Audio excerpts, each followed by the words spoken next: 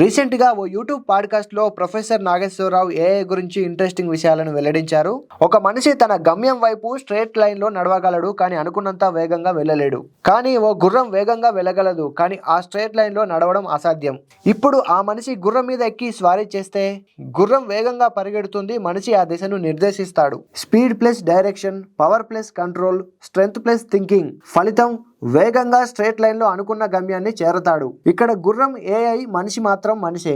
ఏఐని నియంత్రించే మనిషే ముందుకు దూసుకుపోతాడు, ఏఐకి బానిసైన మనిషి దారి తప్పుతాడు. ఆర్టిఫిషియల్ ఇంటెలిజెన్స్ మీకు ప్రత్యర్థి కాదు, మీ ప్రయాణానికి గుర్రం లాంటిది. దాన్ని స్వారీ చేయగలిగితేనే గమ్యం చేరగలుగుతారు. మీ ఉద్యోగాన్ని ఏఐ తీసుకోదు. ఏఐతో మీ ఉద్యోగం పోదు, ఏఐని ఉపయోగించే మరో వ్యక్తి మీ ఉద్యోగాన్ని తీసుకుంటాడు అని ఎన్విడియా CEO జెన్సెన్ హువాంగ్ మాటలను కూడా గుర్తు చేశాడు. ప్రొఫెసర్ నాగేశ్వరరావు అన్న ఈ మాటలు ఆర్టిఫిషియల్ ఇంటెలిజెన్స్ వాడుతున్న ఎంతో మందికి ఉపయోగపడతాయి. మరి మీరేమంటారు? ఏఐ గురించి మీ ఆలోచన విధానం ఎలా ఉంది? కమెంట్ చేయండి. ఈ ఇన్ఫో నచ్చితే ఖచ్చితంగా లైక్ కొట్టండి.